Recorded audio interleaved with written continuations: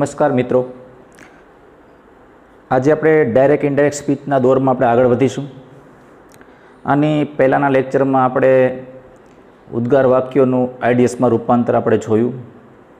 તો આપણે ત્યારે વાત થઈ હતી કે જેમ વાક્ય બદલે તેમ રિપોર્ટિંગ વર્બ અને સંયોજક છે એ બદલાય છે. માત્ર આપણે ખાસ ધ્યાન રાખવાની એ હોય છે કે વાક્યનો પ્રકાર કયો છે, કયો રિપોર્ટિંગ વર્બ યુઝ કરવું, બે વાક્યને જોડવા માટે આપણે કયા સંયોજકનો ઉપયોગ કરવો, એને ધ્યાનમાં રાખીને ડિરેક્ટમાંથી ઇનડિરેક્ટ સ્પીચમાં આપણે રૂપાંતર કરીએ છીએ. જનરલી આપણે બોર્ડની અંદર એક્ઝામની અંદર જે પેરેગ્રાફ પૂછાય છે, જે ડાયલોગ સ્વરૂપે પૂછાય છે, તેમાં પ્રશ્નાર્થ વાક્ય, વિધાન વાક્ય, ઉદ્ગાર વાક્ય, આજ્ઞાર્થ વાક્ય, કોઈપણ વાક્ય હોવાની શક્યતા છે. બધા વાક્યોને કમ્બાઈન કરી અને પેરેગ્રાફ બનાવવામાં આવે છે. તો મિત્રો, આ પેરેગ્રાફ જે આપણે બનાવવામાં આવે છે, બોર્ડ દ્વારા પેરેગ્રાફ જે પૂછવામાં આવે છે, એ પેરેગ્રાફમાં નું ઇનડાયરેક્ટ આપણે ત્યારે જ આવડે જ્યારે બધા વાક્યો આપણે આઈડીએસ પર રૂપાંતર કરતા આવડી ગયા હોય.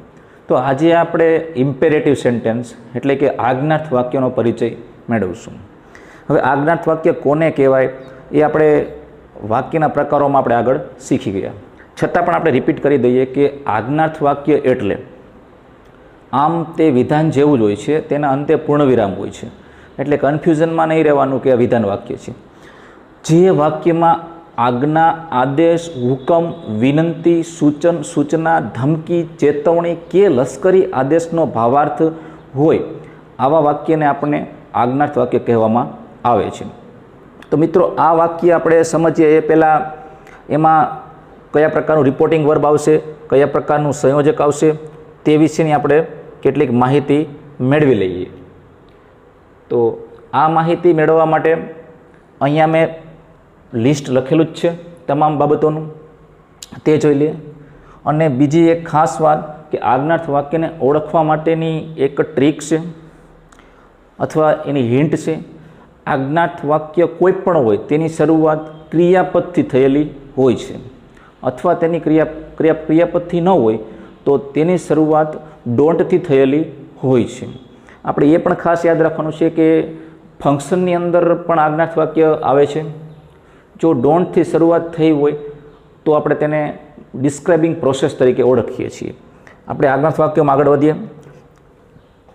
રિપોર્ટિંગ વર્બ તરીકે ભાવાર્થ મુજબ જુદા જુદા શબ્દો મૂકવામાં આવે છે, તે આપણે આગળ જોઈએ. સંયોજક તરીકે મિત્રો, આજ્ઞાર્થ વાક્ય બે પ્રકારના હોય છે. એક હકાર આજ્ઞાર્થ વાક્ય અને બીજું નકાર વાક્ય. તો હકાર છે એની શરૂઆત ક્રિયાપદથી થયેલી હોય છે. નકાર જે હોય છે તેની શરૂઆત છે એ ડોન્ટથી થયેલી હોય છે. ડોન્ટથી શરૂઆત થઈ હોય તો આપણે એમ માનવાનું કે આ વાક્ય છે નકાર આજ્ઞાર્થ વાક્ય છે. ડોન્ટ સિવાયનું હોય તો ક્રિયાપદથી હોય તો એ હકાર હોય છે. તો અહીંયા આપણે બે વાક્યો છે, હકાર અને નકાર. હકાર વાક્યમાં સંયોજક તરીકે ટુ મૂકવામાં આવે છે અને નકાર વાક્યમાં તમારે યાદ રાખવાનું છે નકાર હોય તો નોટ ટુ મૂકવામાં આવે છે. આગળ આપણે વાત કરીએ કે આજ્ઞાર્થ વાક્યની શરૂઆત ક્રિયાપદ અથવા ડોન્ટથી થયેલ હોય છે, એ મેં તમને વાત કરી દીધી. હવે મેઇન વાત આવે રિપોર્ટિંગ વર્બની, કે કયા વાક્યમાં કયું રિપોર્ટિંગ વર્બ મૂકવું. તો જેવો ભાવાર્થ તેવું રિપોર્ટિંગ વર્બ. ફોર એક્ઝામ્પલ, કે આજ્ઞા, આદેશ કે હુકમનો ભાવાર્થ હોય, કોઈ વાક્યમાં એવું દર્શાવેલું હોય કે આજ્ઞા કરવામાં આવતી હોય, કે આદેશ કરવામાં આવતો હોય, કે હુકમ કરવામાં આવતો હોય, તો આવા વાક્યને આપણે રિપોર્ટિંગ વર્બ મૂકીએ ત્યારે રિપોર્ટિંગ વર્બ માટેનો શબ્દ મૂકવાનો છે ઓર્ડર્ડ. ખાસ યાદ રાખજો, આજ્ઞા, આદેશ કે હુકમ હોય ત્યારે મૂકવાનું છે ઓર્ડર્ડ. જો વાક્યમાં વિનંતીનો ભાવાર્થ હોય, વિનંતીનો ભાવાર્થ હોય તો આપણે મૂકવાનું છે રિક્વેસ્ટેડ. વિનંતી ખ્યાલ આવી જશે તમને. વાક્યમાં પ્લીઝ આપેલું હોય, પ્લીઝ આપેલું હોય એટલે આપણે ભાવાર્થ સમજી જવાનો કે પ્લીઝ મીન્સ રિક્વેસ્ટ, એટલે રિક્વેસ્ટેડ મૂકવાનું છે. જો વાક્યમાં કોઈ સૂચન કરવામાં આવેલું હોય, સજેશન આપણને સ્પષ્ટ ખ્યાલ આવી જતો હોય, તો આવા વાક્યમાં આપણે ઉપયોગ કરીશું suggested.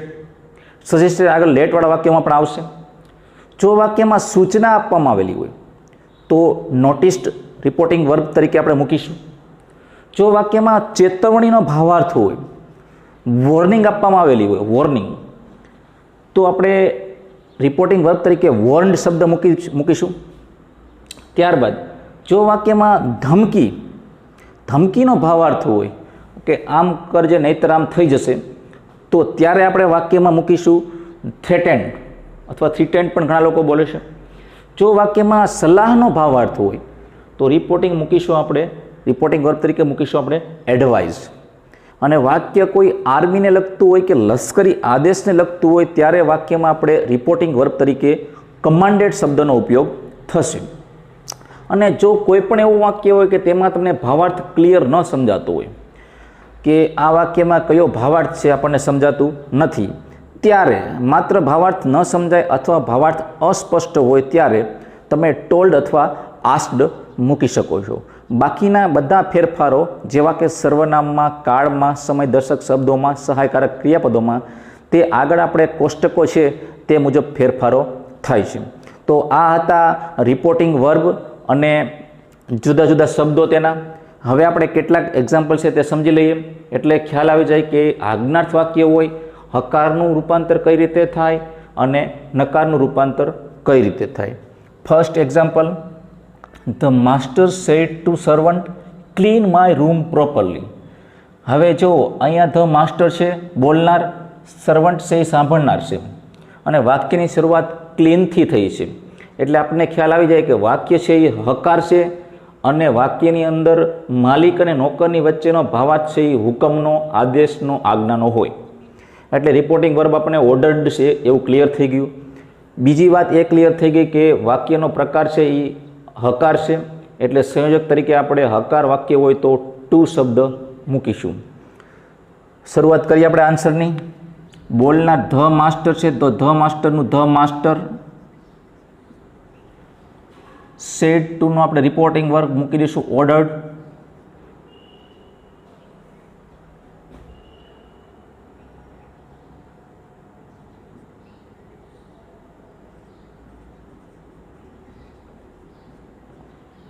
Master ordered to servant. હવે વાક્યને જોડવા માટે આપણે મૂકીશું અહીંયા ટુ, જે સંયોજક તરીકે મૂકવું આપણે. ક્લીન માય રૂમ પ્રોપરલી, તો શરૂઆતમાં ક્રિયાપદનું ક્રિયાપદ ક્લીન. માય રૂમ એમ માલિક બોલ્યો છે, માલિક છે એ પુરુષ છે એટલે માયનું થઈ જશે હિઝ, રૂમનું રૂમ અને પ્રોપરલીનું પ્રોપરલી. આમાં બીજા કોઈ શબ્દો નથી એટલે કોઈ વધારે પડતા ચેન્જીસ નહીં થાય. Master order to servant to clean his room properly.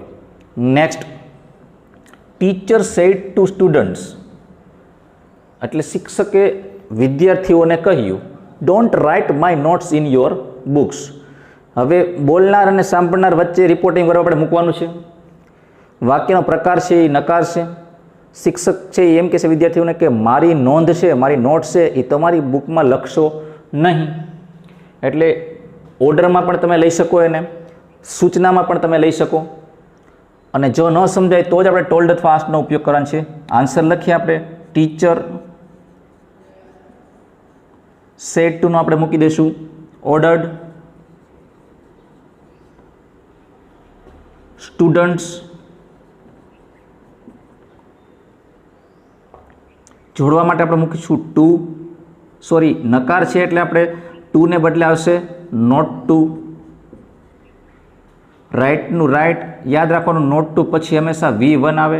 My છે એ ટીચર હી હોઈ શકે, સી હોઈ શકે, તો આપણે કોઈ ભાઈ છે તો એમ માનીને હીઝ લખીએ. નોટ્સનું નોટ્સ, ઇનનું ઇન. સ્ટુડન્ટ્સને યોર લાગુ પડે છે એટલે યોર છે એ બહુવચન છે, તમારે ધ્યેયને ખાનામાં યોરના ઊભા કોલમમાં જોવાનું છે એટલે ધ્યેય યોરનું થઈ જશે ધ્યેયર, કારણ કે એક કરતાં વધારે છે વિદ્યાર્થીઓ. બુક્સનું બુક્સ. તો આ થઈ ગયું સેકન્ડ એક્ઝામ્પલનું indirect. Teacher order students not to write his notes in their books. Number 3, shopkeeper said to customer pay your bill otherwise I will see you. દુકાનદાર છે, ગ્રાહક છે, વાક્ય બોલે છે પે યોર બિલ, તમારું બિલ ચૂકવી દો નહીંતર હું તમને જોઈ લઈશ. ચોખ્ખો ખ્યાલ આવી જાય છે કે વાક્ય હકાર છે. દુકાનદાર અને ગ્રાહક વચ્ચે ધમકીનો ભાવાર્થ છે. ચેતવણી નથી પણ આ એક પ્રકારની ધમકી છે, હું તમને જોઈ લઈશ. તો શોપકીપરનું શોપકીપર. સેડ ટુનું આપણે થ્રેટેન્ડ કરી નાખીએ. કસ્ટમરનું કસ્ટમર. હકાર છે એટલે વાક્યને જોડવા માટે ટુ, પેનું પે, યોર એટલે આપણે સામેવાળો કસ્ટમર છે એ પુરુષ છે તો હીઝ, બિલનું બિલ, અધરવાઇઝનું અધરવાઇઝ, આઈ છે એ શોપકીપર ભાઈ છે તો એનું કરી નાખીએ આપણે હી, વિલનું કરીએ વુડ, સીનું સી, યુ કસ્ટમર છે તો એનું યુ પછી કાંઈ નથી એટલે છેલ્લો યુ હોય એટલે યુનું થઈ જશે હિમ. તો મેક્સિમમ ફેરફારોમાં થઈ ગયા. Shopkeeper, threaten, customer, to, pay, his, bill, otherwise, he, would, see, him. દુકાનદારને કસ્ટમરમાં આપણે કાંઈ ફેરફાર ન કર્યો. ધમકીવાળું વાક્ય છે એટલે આપણે થ્રેટેન મૂક્યું. હકાર વાક્ય છે એટલે ટુ મૂક્યું જોડવા માટે. પેનું પે રાખ્યું. યોર છે એમ શોપકીપર કસ્ટમરને કહે છે, કસ્ટમર ભાઈ છે એટલે યોરનું આપણે બનાવ્યું હીઝ. બિલનું બિલ રાખ્યું. અધરવાઇઝનું અધરવાઇઝ રાખ્યું. આઈ છે એ શોપકીપર પુરુષ છે એટલે ત્રીજો પુરુષ એક વચન એનું હી બનાવ્યું. વિલનું આપણે સહાયકારક ક્રિયાપદોમાં ફેરફારના કોષ્ટક મુજબ આપણે વુડ બનાવ્યું. સીનું વુડ સાથે વી બનાવે એટલે સી રાખ્યું. અને યુ છે યુ પછી ક્રિયાપદ નથી એટલે એ કર્મ વિભક્તિનો યુ છે એટલે યુનું આપણે બનાવ્યું હિમ. તો આખું કમ્પ્લીટ વાક્ય થઈ ગયું. Number 3, colonel said to soldier stand in a queue. હવે કર્નલનો સ્પેલિંગ વિચિત્ર છે, થોડુંક ખાસ યાદ રાખવાનું. તો આ વાક્ય સૈન્યને લગતું વાક્ય છે. લશ્કરને લગતું વાક્ય હોય ત્યારે બે વ્યક્તિ વચ્ચેનો સંવાદ થાય ત્યારે આપણે રિપોર્ટિંગ વર્બ તરીકે મૂકવાનું છે કમાન્ડેડ. તો ખાસ યાદ રાખવાનું છે કર્નલ અને સોલ્જર વચ્ચે જે સંવાદ થયો તેમાં આપણે રિપોર્ટિંગ વર્બ કમાન્ડેડ આવશે. વાક્યની શરૂઆત સ્ટેન્ડ ઇન એ ક્યુ એટલે હકાર છે ક્રિયાપદથી થયેલી છે. તો આન્સર લખીએ આપણે colonel commanded soldier to stand in a queue. Queue એટલે કતાર. કતારમાં ઊભા રહો તેવો આદેશ છે કર્નલ છે એ સોલ્જરને સૈનિકને આપે છે. હવે કર્નલને સૈનિક વચ્ચે જે વાતચીત થાય તે હંમેશા આદેશ હોય છે, એક કમાન્ડ હોય છે અને ફરજ દર્શક હુકમ કહેવાય છે તેને. લાસ્ટ જોઈએ, doctor said to patient take this medicine regularly for your better health. હવે ડૉક્ટરને દર્દી વચ્ચે હંમેશા વાતચીત થાય ત્યારે ડૉક્ટર હંમેશા એડવાઇઝ આપે છે, એ સૂચન નથી કરતા, એ આપણા માટે સલાહ આપે છે. તો અહીંયા સલાહનો ભાવાર્થ છે બોલનાર ડૉક્ટર, સાંભળનાર પેશન્ટ. તો શરૂઆત કરીશું આપણે. Doctor advise patient. હકાર વાક્ય છે એટલે ટુ, ટેકનું ટેક, ધીસનું થઈ જશે ધેટ, મેડિસિનનું મેડિસિન્સ, રેગ્યુલરલીનું રેગ્યુલરલી, ફોરનું ફોર, યોરનું હીઝ અથવા હર, બેટર હેલ્થ.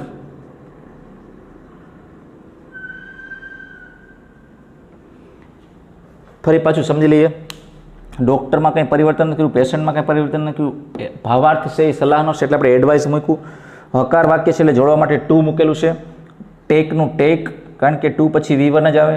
ધીસનું આપણે ધેટ બનાવ્યું. મેડિસિન્સમાંથી મેડિસિન્સ કોઈ પરિવર્તન નહીં. રેગ્યુલરલીનું રેગ્યુલરલી. ફોરનું ફોર. યોર છે એમ માની લેવું પેશન્ટ છે એ ભાઈ છે એટલે યોરનું બનાવ્યું છે હીઝ. બેટર હેલ્થનું બેટર હેલ્થ. જો સાંભળનાર છે દર્દી છે એ કોઈ ફિમેલ હોત તો આપણે હીઝને બદલે તેનું હર બનાવી શકીએ. એ સાંભળનાર અને બોલનાર પર ડિપેન્ડ કરે. તો મિત્રો ખાસ યાદ રાખવાનું છે કે સૌપ્રથમ આપણે એ ધ્યાન રાખવાનું છે કે બોલનાર અને સાંભળનાર વચ્ચે કયો ભાવાર્થ છે. ભાવાર્થને ધ્યાનમાં રાખીને રિપોર્ટિંગ વર્બ આપણે યોગ્ય રિપોર્ટિંગ વર્બ મૂકવાનું છે. બીજી વાત એ આવે છે વાક્યને ઓળખવાનું છે હકાર છે કે નકાર. જો હકાર વાક્ય હોય તો વાક્યને જોડવા માટે ટુ મૂકવાનું છે, કોમા દૂર કરી દેવાના છે. જો વાક્ય નકાર હોય તો ડોન્ટથી શરૂઆત થયેલી હોય છે, ડોન્ટને દૂર કરી અને તેના સ્થાને મૂકવાનું છે નોટ ટુ. હવે ટુ મૂકો કે નોટ ટુ મૂકો ત્યારબાદ જે ક્રિયાપદ આવે છે તે મૂળ રૂપ હોય છે V1 હોય છે. ક્રિયાપદનું પહેલું રૂપ હોય છે મૂળ રૂપ હોય છે, એ ખાસ યાદ રાખવાનું છે. બીજી વાત એ ધ્યાનમાં રાખવાની છે કે બીજા જે અન્ય ફેરફારો કરો છો તેમાં આપણે સર્વનામ, કાળ, સમયદર્શક શબ્દોમાં એમ આગળના વાક્યોની જેમ જ થાય છે, એમાં કોઈ ફેરફાર થતો નથી. તો મિત્રો આ હતું આજ્ઞાર્થ વાક્યોનું IDSમાં રૂપાંતર. આજ્ઞાર્થ વાક્યો અહીં પૂરું થતું નથી. આજ્ઞાર્થ વાક્યની અંદર હજી એક મેઇન પ્રકાર બાકી રહે છે, જેને કહેવાય છે આપણે દરખાસ્ત દર્શાવતા વાક્યો. એ વાક્યોમાં કેનો સમાવેશ થાય છે? તો કે લેટથી શરૂ થતા વાક્યો અને લેટ્સથી શરૂ થતા વાક્યો. આ બંને વાક્યોની અંદર આપણે આજ્ઞાર્થ વાક્યના રિપોર્ટિંગ વર્બને લાગુ પાડીશું અને આગળ આપણે લેટ અને લેટ્સવાળા વાક્યોનો અભ્યાસ કરીશું.